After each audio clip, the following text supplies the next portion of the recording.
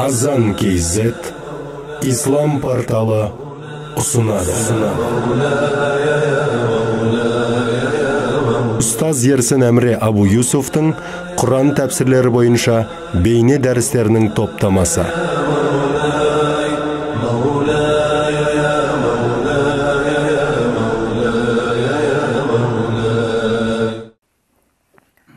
أعوذ بالله من الشيطان الرجيم بسم الله الرحمن الرحيم الحمد لله رب العالمين والصلاة والسلام على نبينا محمد وعلى آله وأصحابه أجمعين رب اشرح لي صدري ويسر لي أمري واحلل عقدة من لساني يفقه قولي اللهم علمنا ما ينفعنا وانفعنا بما علمتنا وزدنا علما وعملا وتقا وإخلاصا يا رب العالمين أما بعد السلام عليكم ورحمة الله وبركاته. Иншаллах, Алла Субхана ва Тағаланың қалауымен тәфсир пәнінен дәрістерімізді ары қарай жалғастырамыз.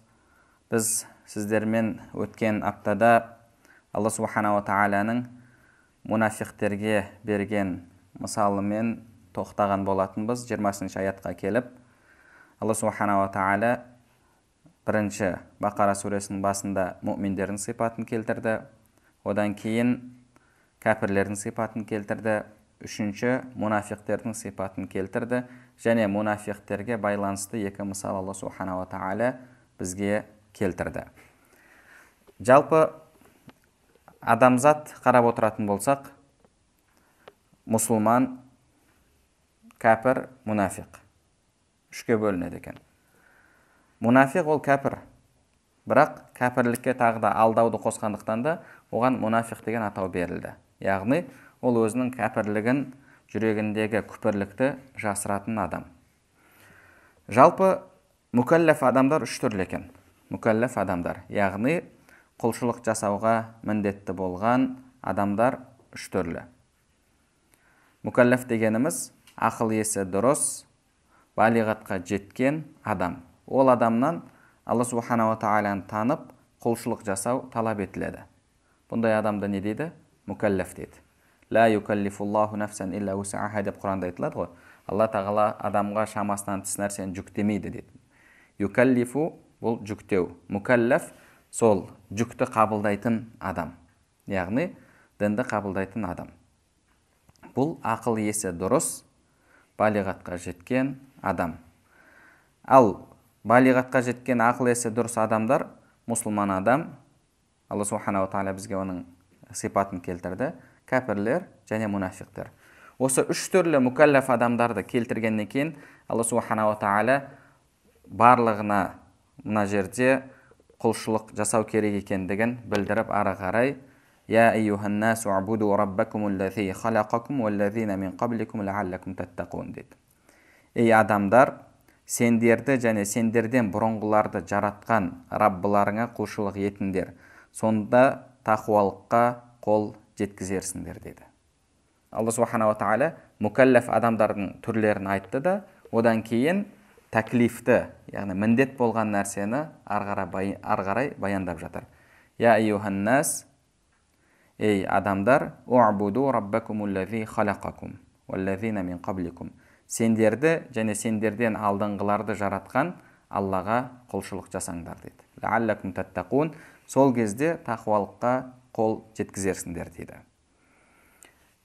Бұл жерде Я айюхан нас, ей адамдар деген кезде бүкіл адамзатты қамтитын болса, кәпірді, мұсылманды қамтитын болса, онда мұсылманға қатысты Я айюхан нас у'буду раббакумуллази халақакум деген сөздің мағынасы: ей мұсылмандар, құлшылықтарыңды әрі қарай жалғастырыңдар, құлшылықта тұрақты болыңдар, бет бұрмаңдар деген мағынаны береді. Ал мұсылман емес адамға қатысты болатын болса, у'буду раббакумуллази халақакум, яғни Алла Субхана ва Тағаланың бірінші бар екенін біл. Бұл жерде халақакум, яғни сені жаратқан деп жатыр. Жаратқан бар болатын болса, адам жаратылған болатын болса, онда жаратушы бар.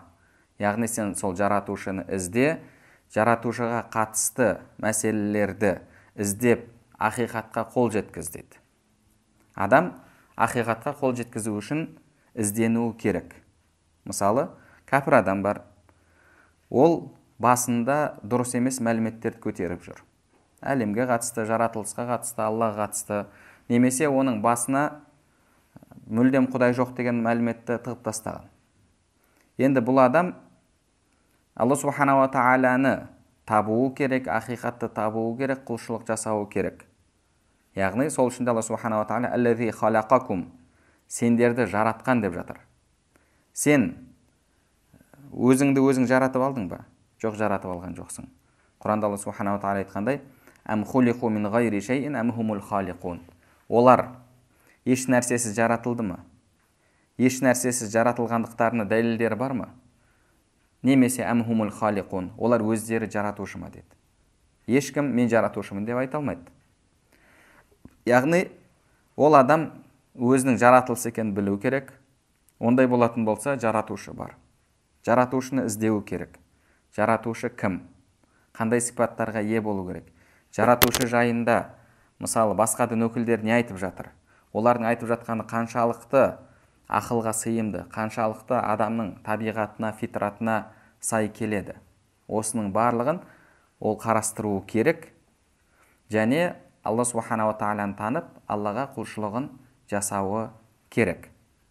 Яғни, мұсылман адамға қатысты болатын болса, құлшылығыңда тұрақты бол деген мағынаны білдіреді. Егер кәпір адамға қатысты болатын болса, ақиқатты іздеп тауып, иманға кел және Аллаға құлшылығыңды жаса деген мағынаны білдіреді. Ал егер әлгі мұнафиқтер болатын болса, енді жалпы мұнафиқті, ол да ішінде күпірлікті жасырып жүрген адам ғой. Ол да негізінде сенім жағынан кәпір адамның үкімінде. Я айюханнасу абуду раббакум аллази халақакум. Ей адамдар, сендерді жаратқан деп Алла субханала тағала бұл жерде араб тілінде хитаб сыйғасында, формасында сөз келтірді. Хитаб яғни біреуге сөйлеу, сөз айту. Үшінші жақ бар, үшінші жаққа басқаша айтылады. Мынау екінші жаққа сен деп оған, яғни бірден тікелей сөйлесу болады. Бұны не дейді? Хитаб дейді. Сөйлесуші, яғни сөз біреуге арналып жатса, оны мұхатаб деп айтады араб тілінде. Мұхатаб. Алла субханала тағала бұл жерде хитаб жасап жатыр. Яғни сөзді тікелей адамдарға арнап жатыр. Алдыңғы аяттарда қарап отыратын болсақ, үшінші жақ жайында сөз кетіп жатқан еді. Алла субханала тағала бұл жерде үшінші жақ жайында сөз айтудан хитаб формасына өтті. Әлгі Фатиха сүресіндегідей. Фатихада білесіздер, «Ияка нa'буду ва ияка наста'ин» деген кезде, «Альхамдулиллахи раббил аламин». Әлемдердің Раббысы болған Аллаға мақтаулар болсын, мейірімді, рахымды, қиямет күнінің патшасы деп келді. Одан «Ияка нa'буду ва ияка наста'ин» деп хитабқа өттік. Сол секілді бұл жерде де Алла субханала тағала хитабқа өтіп жатыр. Неге? Ғұламаларымыз айтады, бұл жерде «У'буду» деген сөз келіп тұр дейді. У'буду, құлшылық жасаңдар. Яғни адам құлшылықта болған кезде ол Алла субханала тағаламен тікелей байланысқа түседі. Деңгейі көтеріледі. Ол үшінші жақ болудан екінші жақ болуға өтеді. Сол үшін де құлшылық аяттары келетін болса, әрдайым осы тікелей сөз кетеді. Алла субханала тағала бұл жерде, яғни сен құлшылықта болатын болсаң, онда сен әрдайым Алламен байланыста боласың, Алладан ұзақта болмайсың.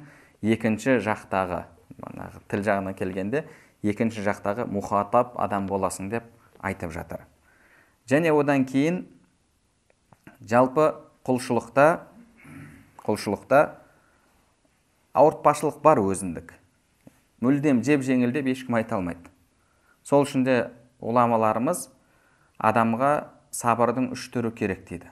Біріншісі, Алланың бұйрықтарын орындауда сабыр керек. Екіншісі, қайтарғандарынан қайтуда сабыр керек. Үшіншісі, басына түскен қиыншылықтарға, тағдырға сабыр етуі керек дейді. Яғни, Алланың бұйрықтарын орындау үшін адамға сабыр керек. Күнде таңертең, әсіресе жаз күндері, таң намазына тұру үшін сабырлық керек. Ыстық күнде ораза тұту үшін сабырлық керек. нәпсіңе жағымды болған, нәпсің жақсы көрген дүниеңді қалтаңнан шығарып беру үшін сабыр керек. Қажылықтың қиыншылықтарына сабыр ету керек. Алланың қайтарғандарынан қайту үшін де сабыр керек. Зинадан сақтану үшін сабыр керек. Тілді сақтау үшін сабыр керек. Тағы да басқа да.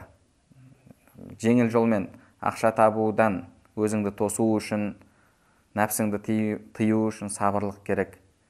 Сабырлық не үшін керек? Себебі құлшылықта жалпы өзіндік бір ауыртпашылық бар. Ол да бір жүк. Алла субханала тағала ла юкаллиф деді. Алла адамға шамасынан тыс нәрсені жүктемейді деген кезде, яғни жүк деген сөздің өзі бір салмақты ауыртпашылықтың бар екенін білдіреді. Ешкім құлшылық жеп-жеңіл деп айтпайды. Бірақ адам белгілі бір деңгейге жеткен кезде сол құлшылықпен ләззаттанатын болады. Оның ауыртпашылығы кетеді, керісінше ол сол құлшылықпен ләззаттанатын болады. Пайғамбарымыз саллаллаху алейхи ва саллям айтқандай: «Арихна я Билал, ей Билал, бізді рахаттандыр» деді. Бізді рахатқа бөле азан айтып, намазға шақырып деді. Пайғамбарымыз саллаллаху алейхи ва саллям: «Жуайлат қуррату айни фи салах». Намаз менің көз қуанышым етілді деді. Яғни намазға кірген кезде пайғамбарымыз саллаллаху алейхи ва саллям ерекше күй кешетін. Жалпы құлшылықта салмақ бар. Құлшылықта салмақ бар. Оның өзі жүк. Енді адамға салмақ салынған кезде, бір нәрсе жүктелген кезде қиналады. Енді Алла субханала тағала сол жүктің ауыртпашылығын жеңілдету үшін адамдарға тікелей хитап жасап жатыр. Тікелей ей адамдар деп Алла субханала тағала бұл жерде адамдарға тікелей сөзді арнап жатыр. Ей Алланың елшісі, адамдарға айт, олар құлшылық жасасын деп пайғамбар арқылы емес, тікелей ей адамдар деп адамдарға тікелей жүктеп жатыр. Не үшін? Құлшылықты жеңілдету үшін. Мысалы, сізге бір маңызды жұмыс тапсырылайын деп жатыр. Патша сол жұмысты уәзірдің көмекшісі арқылы, мысалы, немесе уәзір арқылы, немесе өзінің көмекшісі арқылы тапсырса болады. Патша саған мынаны айтып жатыр, мына орында дейді. Ал бірақ оны өзі алдына шақырып алып, мен саған сенемін, осы тірлікті саған сені тапсырып жатырмын, үмітімді ақтарсың деп, оған өзі тікелей тапсырып, оны қабылдауында, оны шақырып, қабылдауына кіргізіп, арқасынан қағып сол істі тапсырып жіберетін болса, ол іс ауыр болғанымен әлгі адам бір жеңілдік сезінеді. Неге? Патша өзі маған сені тапсырып жатыр ғой, банағы арқамнан қағып өзі мені қабылдап тікелей осы істі тапсырды ғой, оны басқа біреу арқылы тапсырып жіберсе болатын еді ғой деп, адам бір жеңілдік сезінеді. Құлшылық бұда да бір салмақ болғандықтан Алла субханала тағала сол салмақты жеңілдету үшін пендеге тікелей өзі хитап жасап жатыр. Ей пендем, маған құлшылығыңды жаса, менімен құлшылық жасайтын болсаң, маған жақын боласың деп, Алла субханала тағала адамға бір жағынан жеңілдік болу үшін бұл жерде үшінші жақпен сөйлеп жатқан жоқ, тікелей адаммен Алла субханала тағала адамға сөзін арнап жатыр. Одан кейін Я айюханнас. Жалпы я негізінде ұзаққа қатысты, яғни ұзақта болған адамды шақыру формасы араб тілінде. Я деп ұзақтағы айтылады. Және одан кейін жақында болған адамға да қатысты қолданылады. Жақында болған, бірақ ғафләтта дейді. Яғни бейқам болған, көңілі басқа жақта болған адамға қолданылады.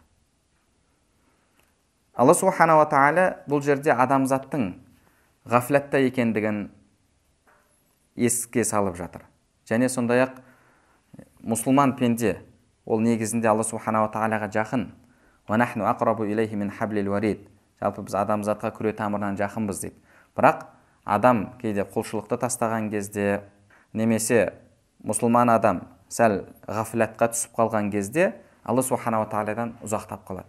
Сол үшін де бұл жерде я деп, яғни адамға сен Алладан ұзақтап қалма, сен ұзақтап қалған сияқтысың, сол үшін саған я деген сөз келіп жатыр деп адам ойлансын деп Алла субханала тағала бұл жерде я деген сөзді қолданып жатыр. Бірақ негізінде Алла субханала тағала ва нахну ақрабу илайхи мин хаблил варид деді. Біз адамға күре тамырынан да жақынбыз деді. Біз дұға жасаған кезде де я раб деп дұға жасаймыз. Не үшін я раб деп жасаймыз? Алла субханала тағала біз күре тамырдан да жақынбыз ғой деп жатыр. Я негізінде қазір біз айтып кеткенде ұзаққа қатысты қолданылады. Ұзақта болған адамға я деп шақырасың. Жақында болған адамға я деп қолданылмайды негізінде. Бұл жерде пенде, я Алла, мен сондай күнәһар пендемін, сол күнәларымның себебімен сенен ұзақтап қалдым. Менің күнәларымды кешіріп, өзіңе жақындат деген мағынада. Адам Алла субханала тағалаға дұға жасаған кезде әдеп тұрғысынан осылай я деп қолданады. Мен сондай күнәһар пендемін деп өзінің дәрежесінің төмен екенін сезінеді. Өзін жақын сезініп, құлшылық жасап жатқан кезде бір ешқандай күнәш жоқ адам секілді құлшылығым тікелей қабыл болады деген сенімдегі адам емес ол. Сол үшін де Алла субханала тағала бізге бұл жерде я деп жатыр, және адамды Аллаға құлшылық жасап дұға арнаған кезде я раб, ей раббым, уа раббым деп осындай ұзаққа айтылатын сөзді қолданады. Уъбуду раббакумуллази халақакум уаллазина мин қабликум. Бұл жерде Алла субханала тағала бізге тағы да жаратушының бар екенін білу, оған өзіңнің жаратылыс екендігіңді сезу арқылы жету мүмкін екендігін көрсетіп жатыр. Бұны ислам дінінде айлмул кәлам дейді. Айлмул кәлам, яғни ақида білімі. Ақида білімінде адам Алла субханала тағаланың бір екендігін және пайғамбарға қатысты пайғамбардың ақиқат екендігін үйренеді, соған қарсы айтылған пікірлерге жауап береді. Осыны бізде не дейді? Айлмул кәлам дейді, яғни ақида білімі. Ақида білімі бұл адам Алла берген ақылын істетіп, жаратушыны танып, жаратушыға иман келтіруге шақыратын білім. Және пайғамбардың ақиқат екендігін іздейтін білім. Кейбіреулер жоқ, бұлай ақылмен іздеуге болмайды. Біз тек қана Құранда, хадисте келген аяттарға, хадистерге сенуіміз керек, сол арқылы Алланы тануымыз керек деді. Бірақ адамның аятқа, хадиске сенуі де Аллаға иман келтіруінен келіп шығатын дүние ғой. Мысал, кәпірлер бар, Құранды жаттап алған дегенде, яғни қары бол деген мағынада емес, Құранды жалпы оқып шыққан. Мен сондай кітаптарды оқығам өзім. Сондай кітаптарды көрдім, толық оқып шықпасам да, кейбір басқа дін өкілдерінің, христиандардың жазған кітабы. Айса алейхиссалам шынымен ағашқа керілді ме, немесе адамдарға солай көрсетілді ме деген атау қойған. Ол жерде ол өзінің ақидасын дәлелдемекші. Ішін ашып қарасаң, Құранда бұлай келді. Оның тәфсирінде мынандай деді. Анау пәленші мынандай деді. Ішінде мынау риуаятшы келді. Ол риуаятшы жайында Бухари мынандай деген, Ахмад ибн Хамбал мынандай деген. Ананы оқып отыратын болсаң, бір мухаддис, муфассир адам жазып жатқан сияқты. Ол Құран хадисті біліп жатыр, бірақ оған иман келтірген адам емес. Сол үшін де Құран хадиске иман келтіру, ол Аллаға иман келтіруден келіп туындайтын дүние. Алла субханала тағала бұл жерде сен өзіңнің жаратылыс екеніңді білу арқылы жаратушының бар екенін біл деп бізге, яғни осы ақида білімінің негізін салып беріп жатыр. Ақида білімінің негізін салып беріп жатыр. Сол үшін де ақида білімі бұл ең абзал білім болып есептеледі. Уламаларымыз осы аяттың өзін, Құрандағы осы бірінші беттердегі аяттар ғой, осы аяттың өзін соған дәлел ретінде келтіреді. Енді ақиданың маңыздылығына келетін болсақ, осы аятқа сүйене отыра, жалпы шарафул айлм би шарафил маълум деген нәрсе бар. Яғни бір білімнің абзалдығы сол білім нені зерттейді, соған байланысты дейді. Соған байланысты. Ақида білімі бұл Алла субханала тағаланы іздейтін, Алланы тануды үйрететін білім. Сол үшін де ең абзал білім болып есептеледі. Және одан кейін жалпы білімдер дүниелік және діни білім болып бөлінеді. Әлбетте діни білім дүниелік білімнен абзал. Діни білімнің өзі ақида білімі, тәфсир, хадис, тағы да басқа да білімдер болып бөлінеді. Ішіндегі қайсысы абзал? Ақида білімі абзал. Неге? Себебі ақида Аллаға сенуді үйретеді. Тәфсир бұл Алланың кәләмін үйретеді. Алланың кәләмін.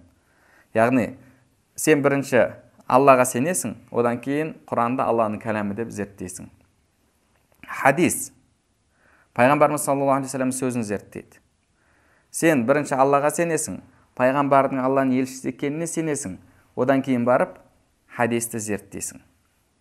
Тәжуид ол Құранды дұрыс оқуды үйретеді. Ал Құранды дұрыс оқуды үйрену үшін сен бірінші Аллаға сеніп, Құран Алланың кәләмі екендігіне сенесің, одан кейін барып Құранды үйрене бастайсың. Яғни қарап отыратын болсақ, бұл білім ең абзал болып есептеледі.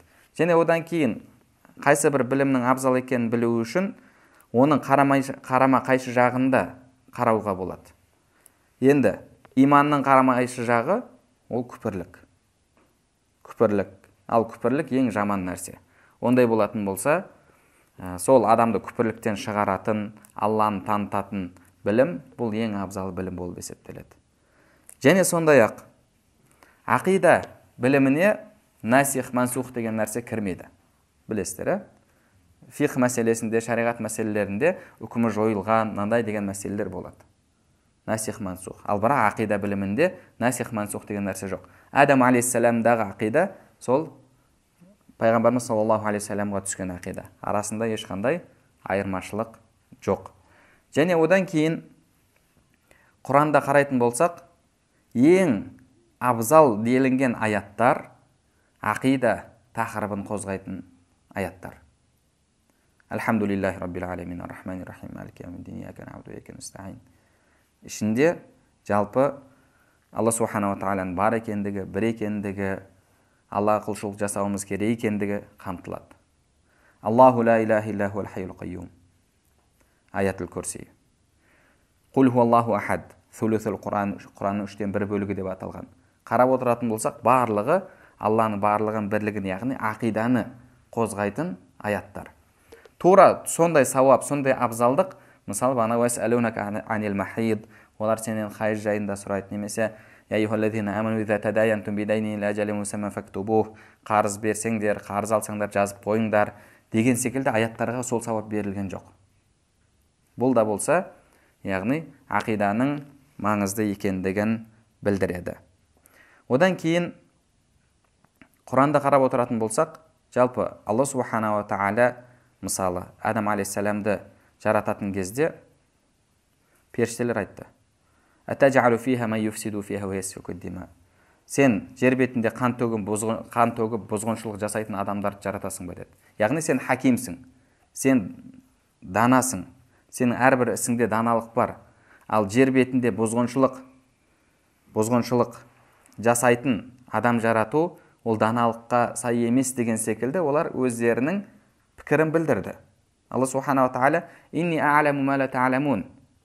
Яғни сендер білмеген нәрселер бар, мен сол нәрсені білемін деді.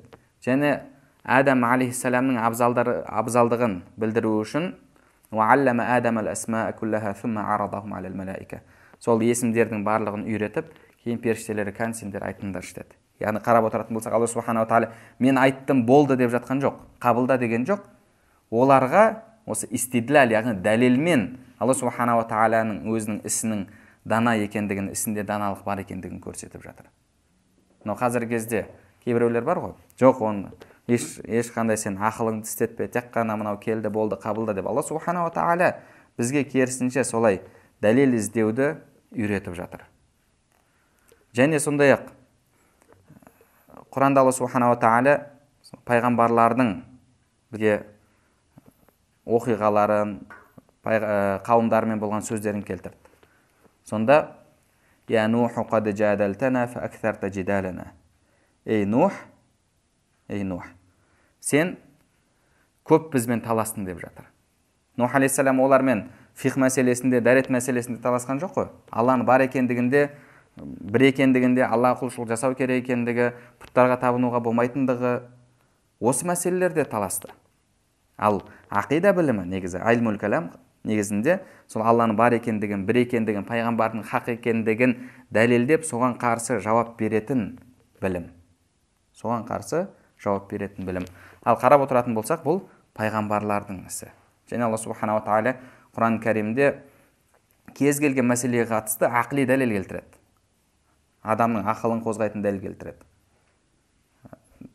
Мысалы, егер пайғамбарды өтірікші деп білсеңдер, онда Құран секілді сендер де кітап келтіріңдер деді. Бұл ақли дәлел ғой. Неге сен жоққа шығарып жатсың? Неге бұны адамның өзінің ойы деп жатсың? Ондай болса келтірсеш дейді. Яғни ойлан. Олай келтіре алмайсың ба? Онда ол Алланың сөзі. Қарап отыратын болсақ, тағы да сол секілді көптеген аяттарда Алла субханала тағала бізге осылай ақылмен Алла субханала тағаланы танып білу керек екендігімізді, және бұл білім ең абзал білім екендігін көрсетеді.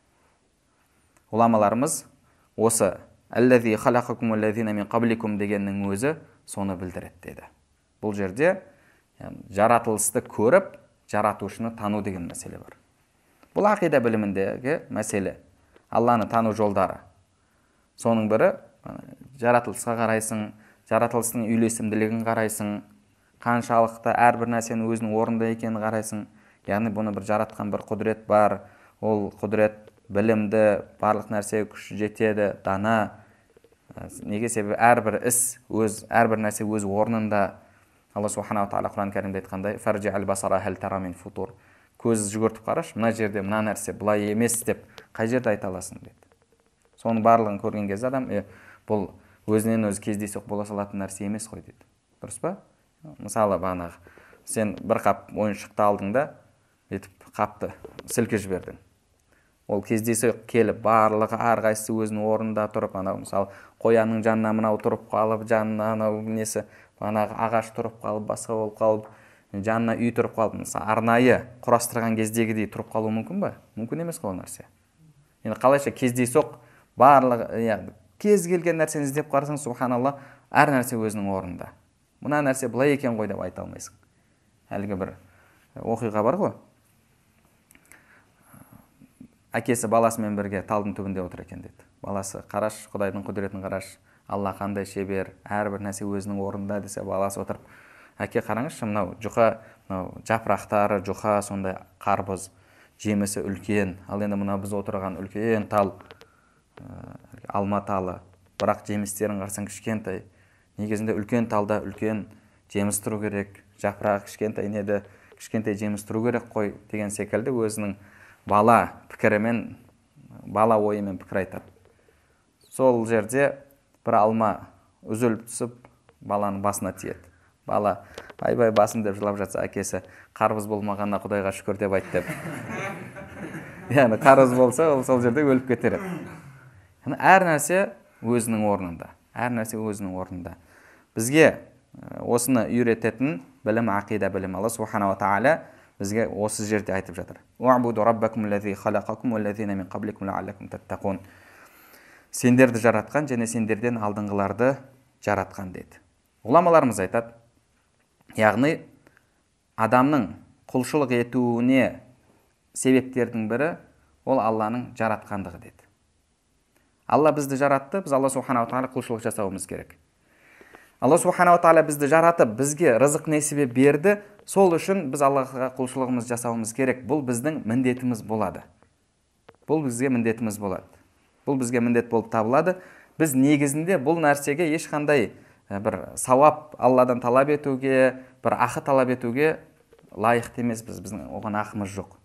Алла субханала тағаланың оған сауап беруі, жақсылық беруі, ол Алланың жақсылығы яғни ол міндетті нәрсе емес. Бағанағы ол жердегі мен саған мына тауардың затын бердім, сен маған тауарды беруге міндеттісің деген нәрсе жоқ. Алла субханала тағала аллази халақакум, сені жаратты ма, уабуд, жаратқанға құлшылық жаса деп тұр.